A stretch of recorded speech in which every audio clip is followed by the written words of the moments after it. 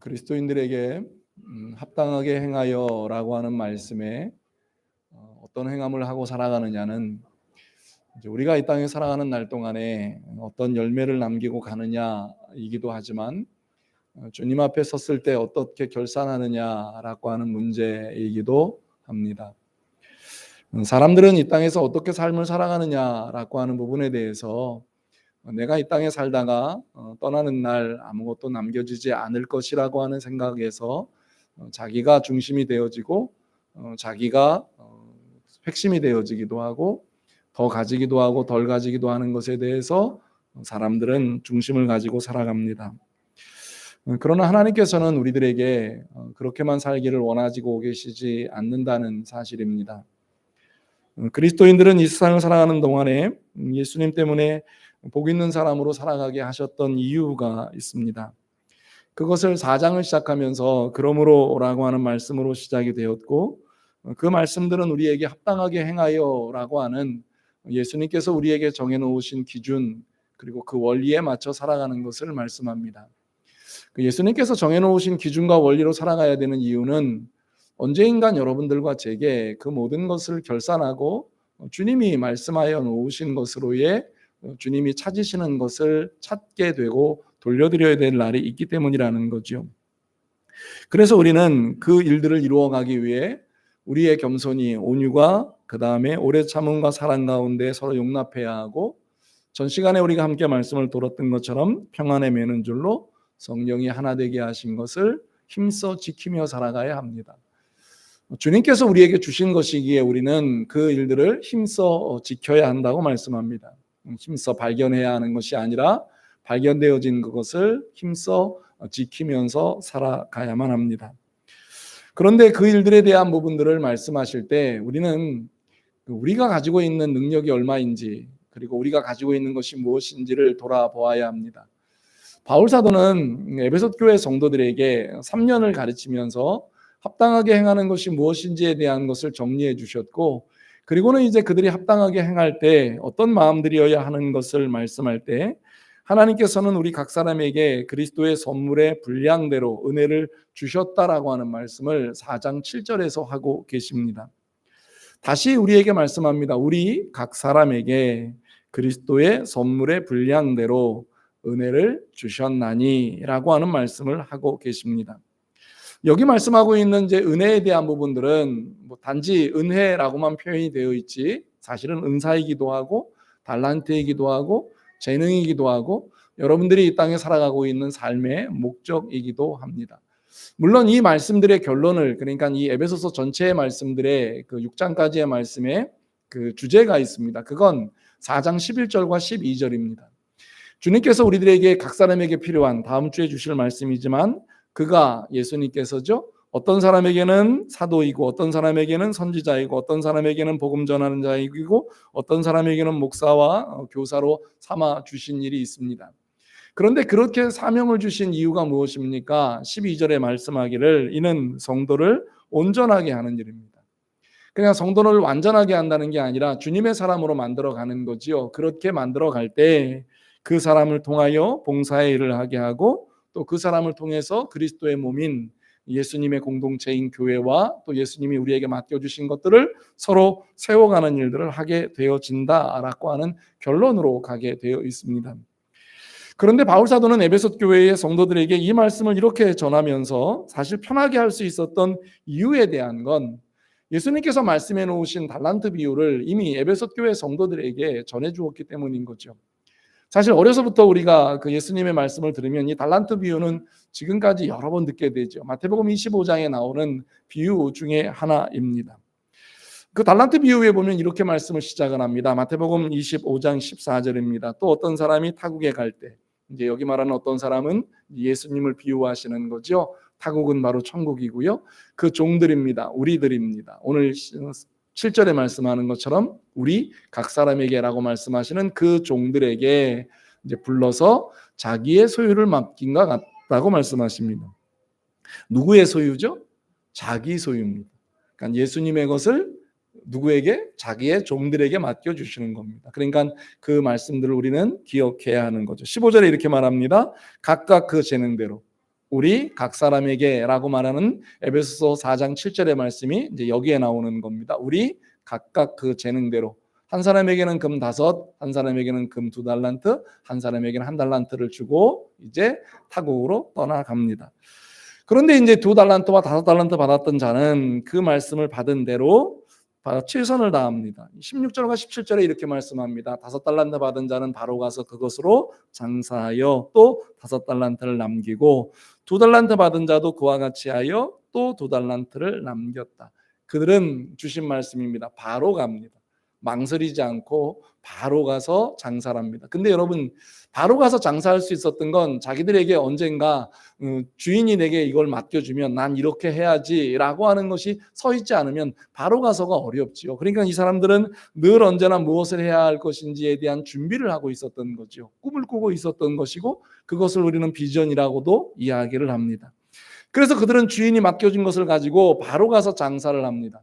결과를 이야기합니다. 20절과 23절의 말씀, 23절까지의 말씀에 5달란트 받았던 자는 5달란트를 더 가지고 와서 이르되 주인이여 내게 5달란트를 주셨는데 보소서 내가 또 5달란트를 남겼다라고 말합니다. 그러니까 이제 이 중간의 말씀에 무슨 말씀이 등장하냐면 타국에 갔던 주인이 이제 돌아오는 일입니다. 이제 돌아와서 그것을 가지고 결산하는 일들이 마태복음 25장에 나오는 겁니다. 그때 5달란트 받았던 사람은 자신 있게 5달란트와 함께 또 5달란트를 가지고 와서 주인 앞에 내어놓습니다. 그때 그것을 보았던 5달란트를 받았던 주인이 하는 말입니다. 잘하였도다 착하고 충성된 조가 내가 작은 일에 충성하였음에 내가 많은 것을 내게 맡기리니 내 주인의 즐거움에 참여할지어다. 이 말씀을 하시고 그에게 하나님께서는 칭찬과 함께 복을 주고 계십니다. 여전히 22절로 23절에 2달란트 받았던 자도 이렇게 말씀의 축복을 받습니다. 주인님, 제가 2달란트를 받았는데 또 2달란트를 남겼습니다. 그때 그 말씀을 듣고 주인은 5달란트 받았던 자에게 주셨던 충성됨에 대한 칭찬과 함께 그에게 똑같이 그 복을 허락해 주셨습니다. 여기까지는 우리가 너무 잘 아는, 그리고 우리의 모습이어야 하는, 그리고 우리가 꿈꾸는 모습입니다. 그런데 이제 1달란트에 대한 말씀이 나옵니다. 이제 이 1달란트는 받았던 사람들은 어떻게 하느냐 하면 그것을 땅에 가서 감추어 두고 주인이 올 때 그대로 가지고 와서 책망을 받게 되는 일들이 생겨집니다. 25장 18절의 말씀입니다. 1달란트 받은 자는 가서 땅을 파고 그 주인의 돈을 감추어 두었더니, 그리고는 26절과 30절의 말씀에 그 주인이 그것을 가지고 온 자에게 이렇게 말씀합니다. 그 주인이 대답하여 이르되 악하고 게으른 자여 종아 나는 심지 않은 데서 거두고 해치지 않은 데서 모으는 줄로 내가 알았느냐. 뭘 오해했다는 거죠?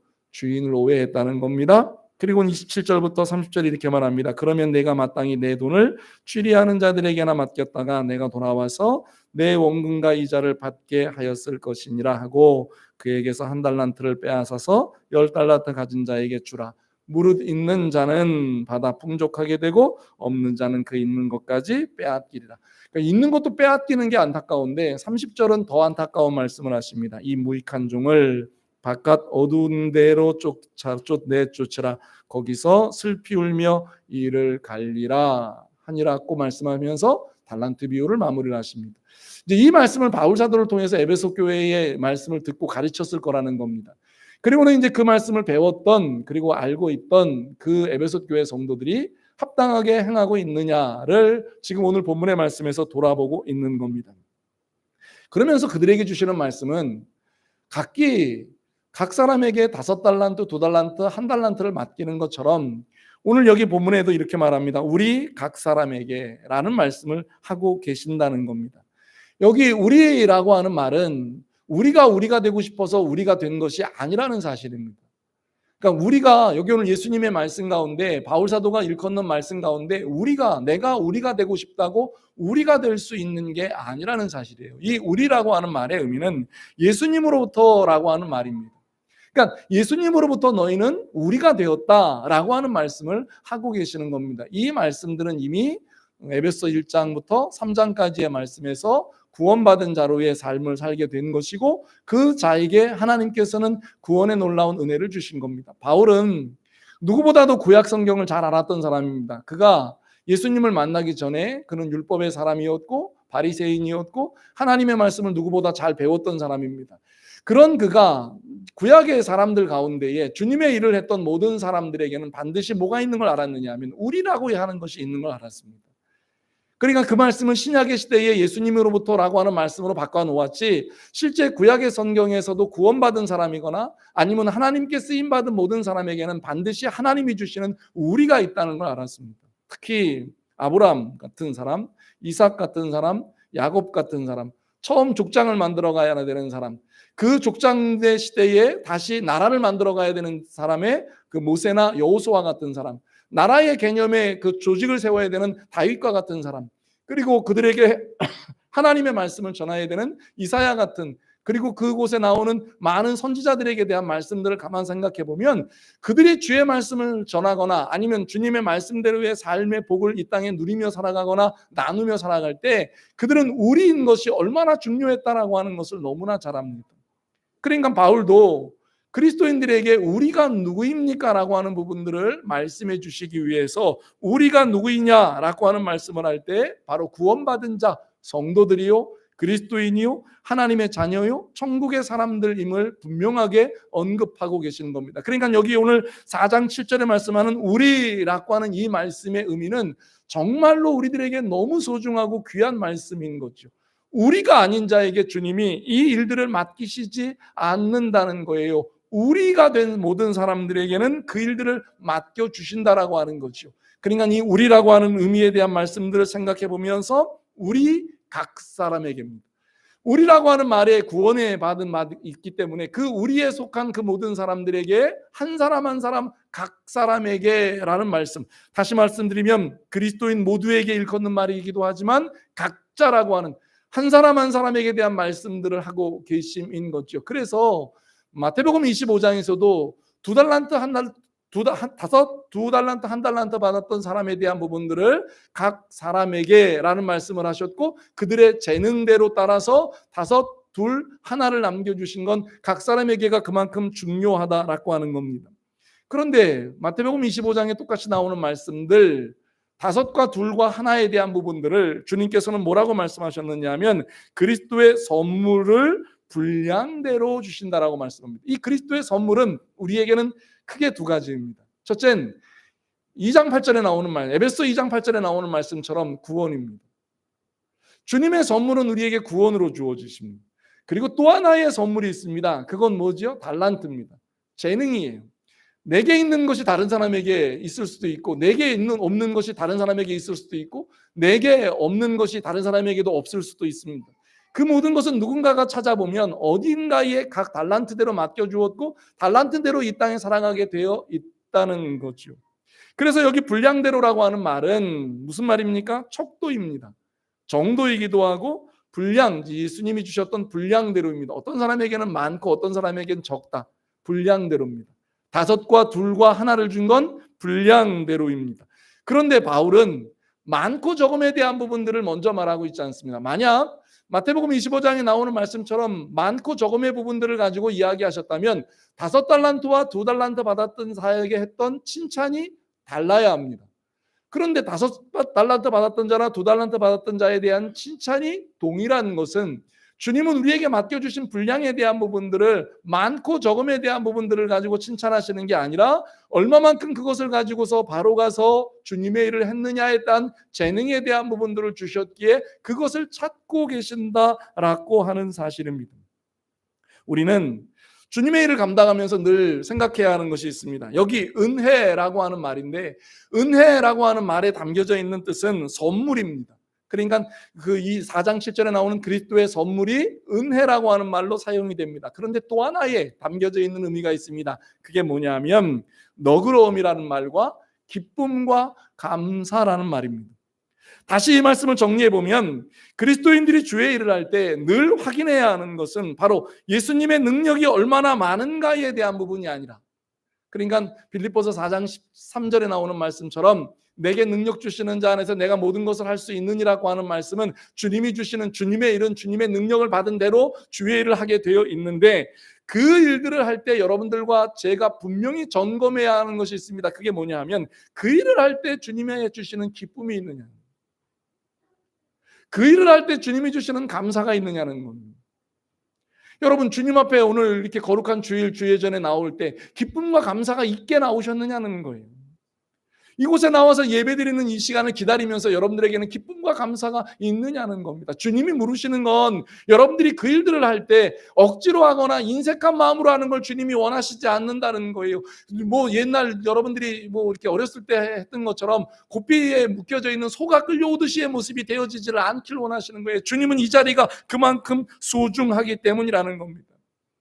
주님이 우리의 일을 할 때 부족한 것을 책망하시는 경우 없다는 거예요. 능력을 주시지 않고 능력대로 행하시는 것에 대한 부분들에 대한 걸 책망하실 리가 없는 거죠.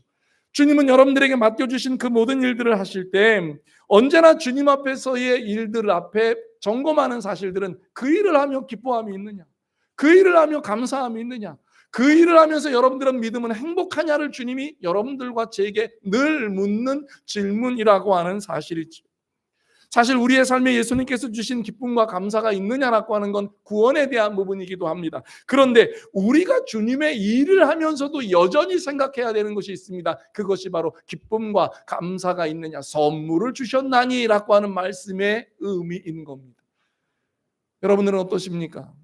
오늘 여러분들의 신앙을 이 말씀 앞에서 돌아볼 수 있는 귀하고 복된 시간이 되실 수 있기를 주의 이름으로 간절히 축원합니다. 이 말씀의 의미를 다시 생각해 보면서 7절의 말씀을 다시 되돌아보겠습니다. 우리 각 사람에게 그리스도의 선물의 분량대로 은혜를 주셨나니. 사랑하는 믿음의 성도 여러분, 많고 적음에 대한 중요함이나 사소함에 대한 아니면 여러분들이 어떤 것에 대한 걸 생각하지 마시고 늘 여러분들에게 먼저 기억하십시오. 주님은 여러분들을 선택하여 부르셨고 여러분들에게 분명히 분량대로 주님의 일을 맡겨주신 은혜가 있음을 기억하며 살아가는 복된 성도들 다 되실 수 있기를 주의 이름으로 간절히 축원합니다. 그런데 여러분들과 제가 맡은 일이 얼마나 중요한 일입니까? 라고 하는 걸 알아야 돼요.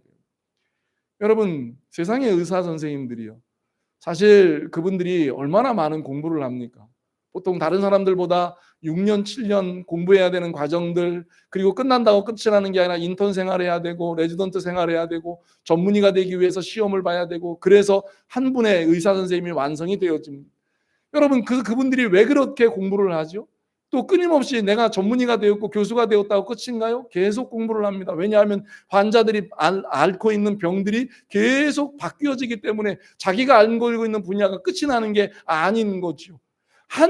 여러분 어떻게 생각해 보면 하나의 병을 고치기 위해서도 그러하다면 여러분들은 주님께서 여러분들에게 맡겨주신 일은 우리 각 사람에게 그리스도의 선물의 분량대로 은혜를 주셔서 여러분들에게 맡겨주신 일은 영혼을 살리는 일이에요.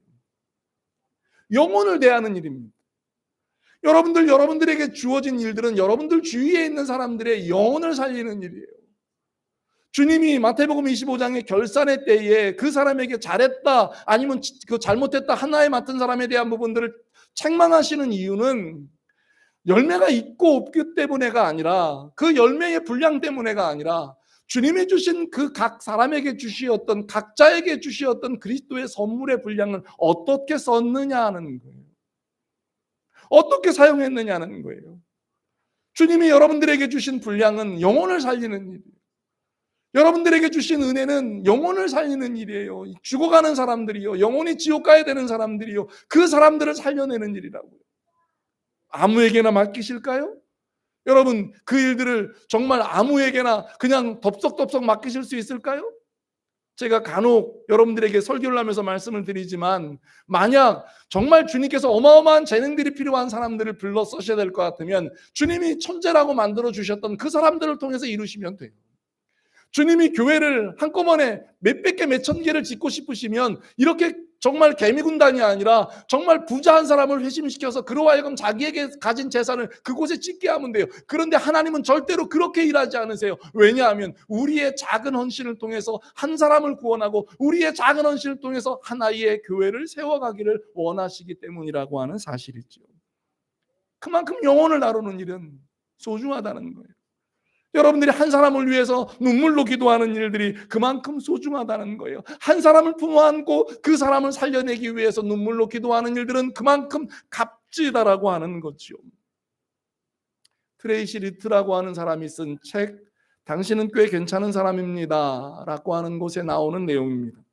비교를 하면 할수록 기분만 나빠진다. 하지만 사실 우리는 다른 사람들 삶에서 무슨 일이 일어나는지 잘 모른다. 계속 남과 비교만 하면 본인의 꿈, 자율권, 행복에서 점점 멀어지게 된다. 남과 자신을 비교하다 보면 다른 사람 일에 끼어들게 되고 남의 일에 참견하다 보면 정작 중요한 자기의 일은 나 몰라라 하게 된다.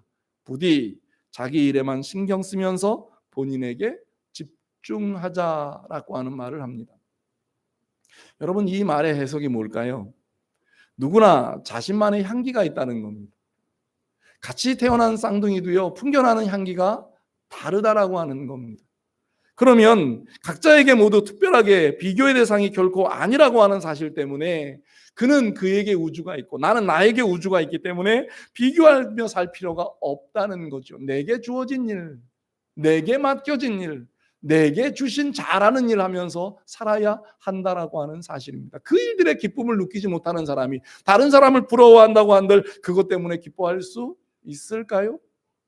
그래서 예수님께서는 그리스도인들에게 주신 은혜를 주셔서 그 일을 감당하게 하는 사람을 만드셨을 때 예수님은 그 일들을 너무나 잘 알고 계셨습니다. 그 말씀의 해석을 8절부터 10절에서 이렇게 하고 있습니다. 뭐라고 말씀하느냐 하면 시편 68편에 나오는 말씀을 예를 들어서 그러므로 이르기를 그가 위로 올라가실 때에 사로잡혔던 자들을 사로잡으시고 사람들에게 선물을 주셨다 하였도다. 이 말씀의 의미가 뭘까요? 여러분, 그가 올라가시는 걸 알았어요.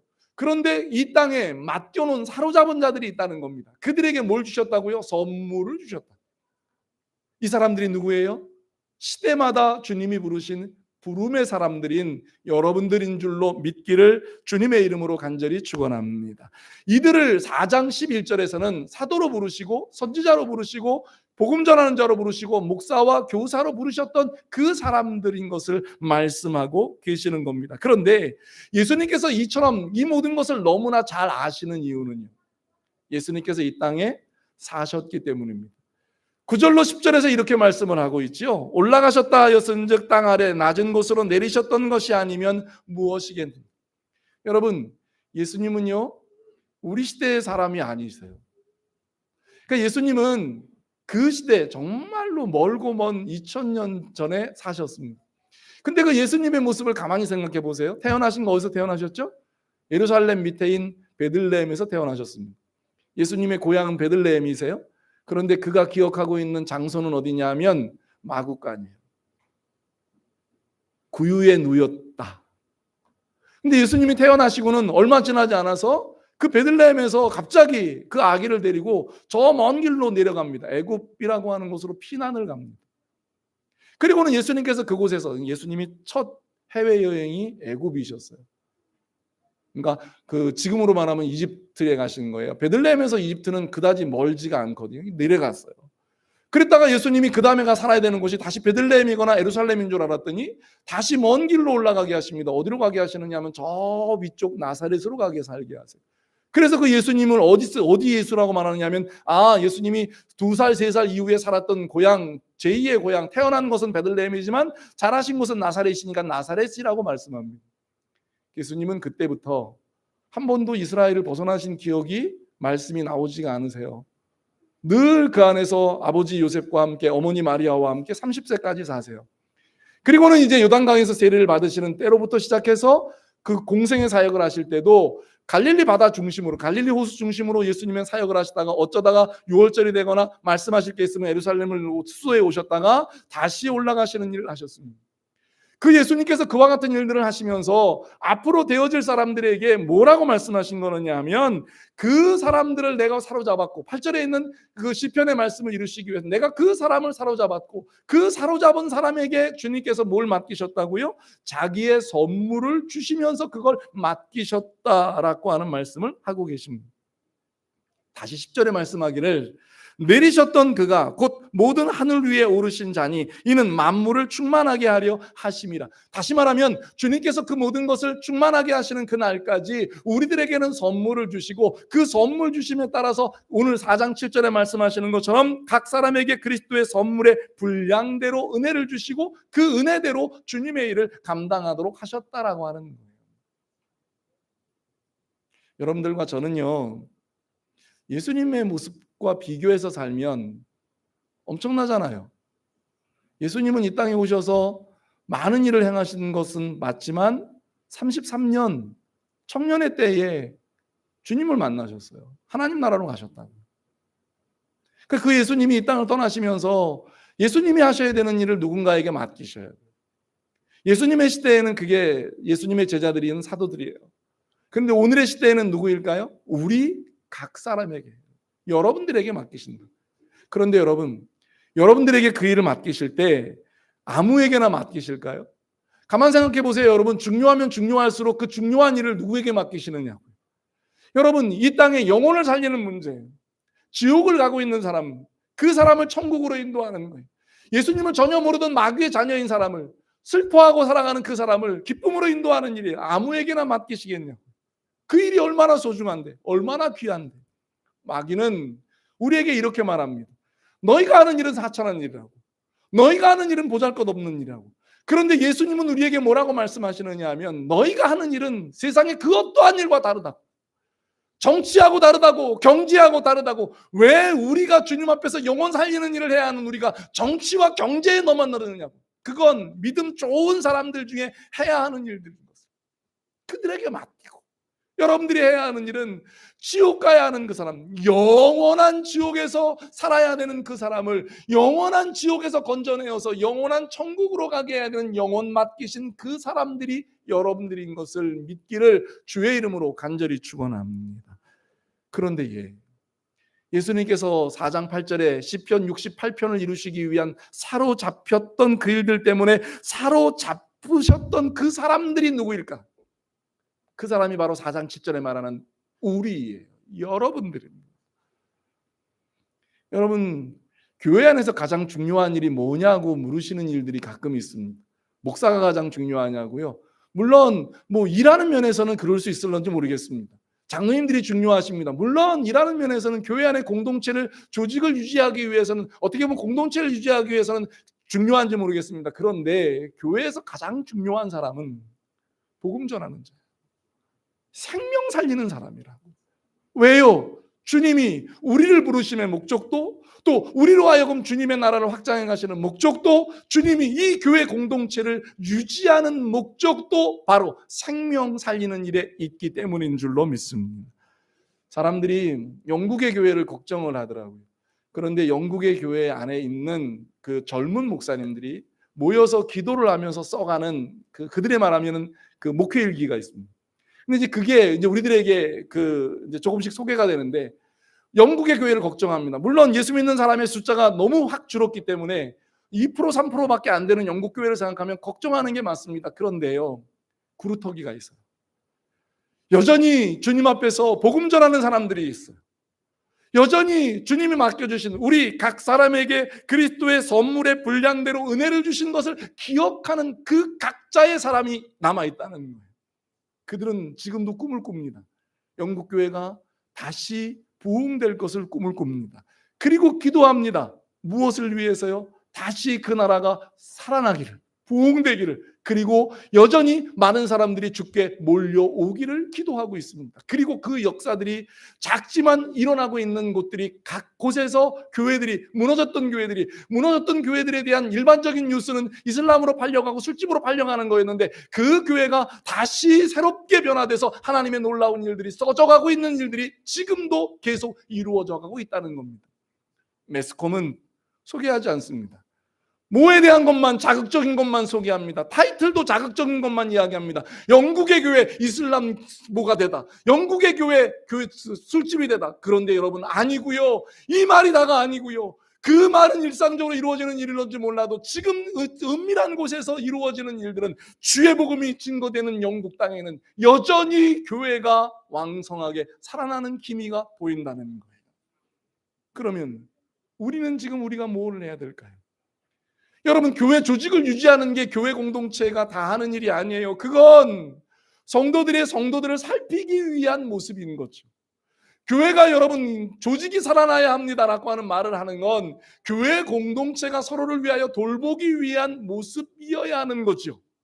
왜 교회에 전도회가 있고, 왜 교회에 선교회가 있고, 왜 교회가 이렇게 위원회가 있습니까? 팀이 있습니까? 이유는 그들을 잘 정비해서 어찌하든지 한 생명을 살리는 일, 어찌하든지 한 교회를 세워서 죽어가고 있는 사람들을 살려내는 그 일들을 위해서 부름을 받은 일들이라고 하는 사실이죠. 그런데 여러분, 이 4장 7절의 말씀을 우리는 다시 우리의 신앙에 점검해 보셔야 되고요. 이 4장 7절의 말씀을 우리 교회의 모습에서, 우리 가정의 모습에서 점검해 보아야 하고요. 우리 교회의 모습에서 점검해 보아야 하는 말씀이 바로 이 말씀입니다. 왜 그렇죠? 4장 7절의 말씀 다시 좀 띄워줄래요? 우리 각 사람에게 그리스도의 선물의 분량대로 은혜를 주셨나니. 여러분, 꼭 기억하셔야 되는 두 가지요. 첫째, 하나님은 여러분들을 믿고 맡기시기 위해서 부르셨다는 거예요. 여러분들을 믿고 신뢰하기에 부르셨다는 거예요. 누가 부르셨다고요? 주님이 부르셨다고. 두 번째, 은혜를 주셨다는 말씀 앞에 담겨져 있는 건 믿고 맡기시는 거예요. 신뢰하는 자에게, 그 사람이 반드시 주님의 은혜 앞에 그 일들을 감당할 수 있기에 신뢰하는 자에게. 아니면 주님이요 그 일 맡기실 수가 없어요. 왜? 영혼 살리는 일이기 때문에. 주님의 일이에요. 사람의 일이 아니라 주님의 일이요. 여러분들에게 만약 정말 이 나라를 잘 다스릴 수 있는 것에 되셨다면 여러분들은 여기가 아니라 정치 현장에 가셔야 돼요. 여러분들에게 만약에 경제를 맡기셨다면 여러분들은 이 자리가 아니라 경제 현장에 가셔야 할 수도 있어요. 그런데 주님은 교회, 오늘 거룩한 주일 주님의 전에 나오게 하신 건 여러분들에게 한 생명을 맡기시고 한 사람을 구원하게 하시고 한 영혼을 주님 앞에 인도하게 하시는 놀라운 역사를 맡기심인 줄로 믿기를 주님의 이름으로 간절히 축원합니다. 마태복음 25장에 나오는 말씀처럼 그 일들을 주님이 나는 너를 믿고 맡겼다. 그리고 주님이 말씀하십니다. 나는 네가 그 일을 할 수 있게끔 위해서 성령을 구하면 주었다. 원하는 대로 주었다. 달라고 하면 다 주었다. 왜냐하면 너에게 영혼을 살리는 일을 맡겨야 하기 때문에. 그러면 주님이 여러분들과 제게 이렇게 마지막 질문을 하면서 물으실 거라고요. 4장 7절 우리 각 사람에게 그리스도의 선물의 분량대로 은혜 주신 것 가지고 어떻게 살았니? 생명 준 거, 시간 준 거, 너에게만 내가 다른 사람에게 주지 않았던 재능 주고 달란트 주었는데 어떻게 살았니? 여러분, 이게 우리에게는 이 4장의 말씀을, 에베소 4장의 말씀을 들으면 들을수록 여러분들에게는 거룩한 부담이 되셔요. 무거운 짐이 되셔야 돼요. 왜 그럴까요? 그게 4장 12절에 나오는 말씀처럼 그리스도의 몸을 세워가는 일이기 때문입니다. 그러면서 여러분 앞서가면서 보다 보면 옆에 사람이 힘들어할 때 있잖아요. 왜 함께 전투를 나간 사람이 여러분 나 혼자 잘 산다고 뭐 슈퍼맨이면 괜찮아요. 슈퍼맨이면 혼자 지킬 수 있고 혼자 살 수가 있지만 우리는 주님이 슈퍼맨으로 부르시지 않으셨어요. 그러니까 동역하는 사람들을 맡겨주시고 불러주셨다고요. 그걸 가장 기본이라고 말하는 부부, 또 자기의 DNA를 가지고 있는 자녀들, 그리고 그 사람들을 함께 모아놓아서 이렇게 공동체로 만들어 놓으셨어요. 그 공동체가 하나됨이 있어야 되기 때문에 서로 용납도 하는 거고, 하나됨이 있어야 되기 때문에 평안한 매너줄로 하나되게 하신 걸 힘써 지키라고 하시는 거예요. 그 말의 의미는 다른 말로 뭐 하는 거냐면, 내가 함께 그 전투의 현장에서 치열하게 영적인 전투를 싸워 승리하려면 여러분 기억하셔야 됩니다. 나 혼자 잘나면 안 돼요. 옆에 있는 분 어떤지 살피셔야 된다고요. 남편분들 아내들 살피세요. 아내 되신 분들 남편 살피세요. 부모님들 자녀들 살피세요. 자녀 되신 여러분 언젠간 여러분들이 지금은 어려서 모른다고 말하지만 부모님을 살필 날이 와요. 그런데 그 날들에 대한 부분들이 여러분들 안에, 교회 공동체도 마찬가지요. 이 교회 공동체가 건강하지만 이 건강함 속에 아픈 부분들이 있거든요. 정말 보잘것없다고 생각하는 사람들이지만 아무리 생각해봐도 정말 저 사람은 아무것도 아닐 거야 라고 생각하는 사람일지 모르지만 주님이 어떻게 쓰실지 모르기 때문에 그 한 사람이라도 우리의 공동체 안에 있기에 손을 내밀어 주어야 하는 거예요. 왜요? 우리는 함께 세워가는 사람이고 함께 그들과 함께 영혼 살리는 일, 하나님 나라 확장되는 일을 해야 하기 때문에, 나 혼자 예수 잘 믿고 나 혼자 예수 잘 믿다가 이 땅에서 떠나게 하신다면 여러분들은 이 땅에 지금 머물 이유가 있다 없다? 없다. 천국 가야 마땅하죠. 그런데 주님이 여러분들에게 이 일들을 감당하게 하신 것은 여러분 한 사람 한 사람이 그만큼 귀하고 소중하기 때문입니다. 우리 이런 말로 마무리를 하고 기도하도록 하겠습니다. 옆에 계신 분에게 이렇게 한 말씀 해주세요. 당신은 세상에서 가장 복 있는 사람입니다. 다시 한 번만 해주세요. 당신은 세상에서 가장 잘난 사람입니다. 왜 잘난 사람이에요? 주님이 선택하여 부르셨기 때문에 그 사람이 가장 잘난 사람인 줄로 믿습니다. 마지막 한마디 더 하고 기도해야죠. 하나님은 당신에게 가장 귀한 것을 맡기신 사람입니다. 시작. 우리 연세 많은 권사님들, 난 전도 못해, 전도 못하시긴다고 마음 먹거든, 기도해 주세요. 우리 젊은 청년들, 여러분 옆에 있는 청년들에게 가서 한마디의 복음을 전해주세요. 예수 믿으라고.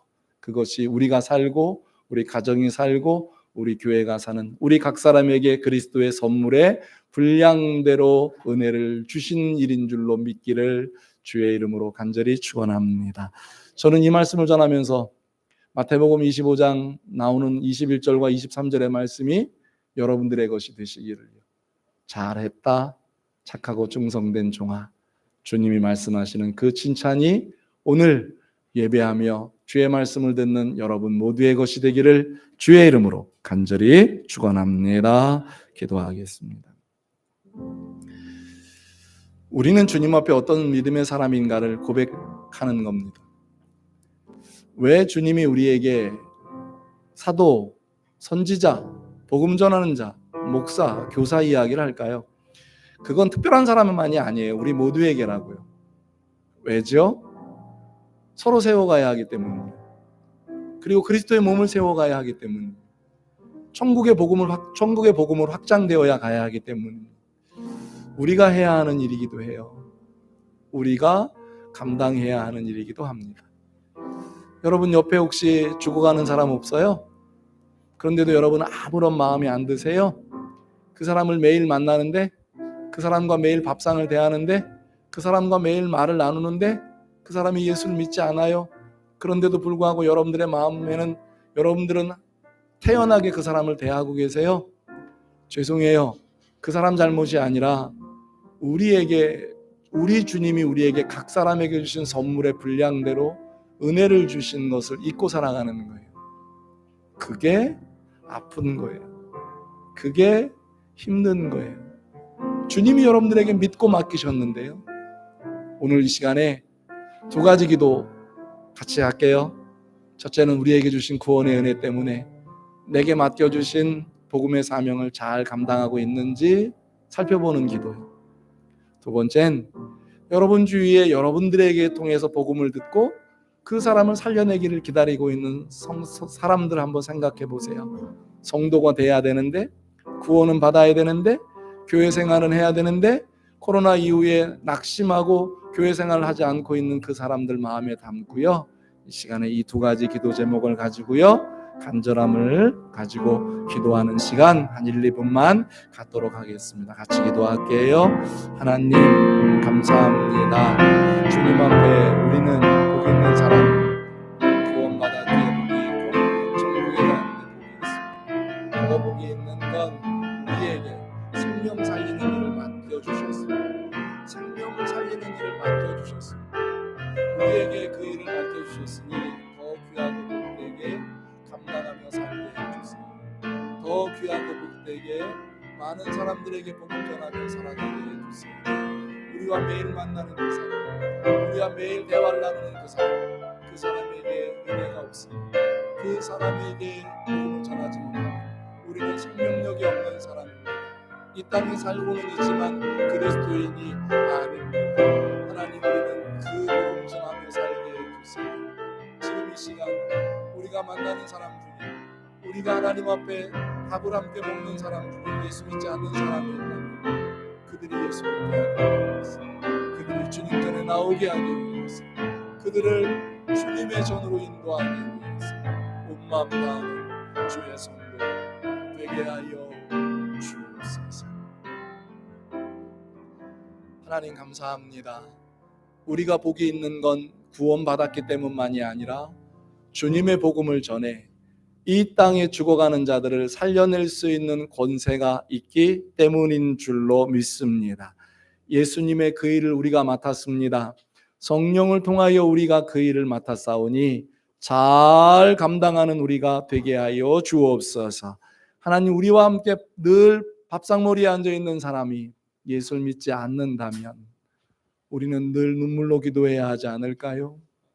우리와 매일 만나는 사람 중에 예수 믿는 사람들이 있다면 함께 합심해서 예수 믿지 않는 그 한 사람에게 복음을 전하고 그가 지옥에서 천국으로, 영원한 불행에서 영원한 행복으로 나오게 해야 하지 않을까요? 그런 그들을 보고도 눈물 흘리지 않고, 그런 그들을 만나면서도 가슴을 치지 않는다면 주님이 우리를 복 있는 사람으로 만들어 주신 것이 사실인지를 확인하는 귀하고 복된 시간이 되게 하여 주옵소서. 우리의 가정이, 우리의 교회 공동체가 그 목적을 위해 아름다움을 이루어가는 귀하고 복된 교회 되게 하여 주옵소서. 예수님의 이름으로 기도드립니다. 아멘.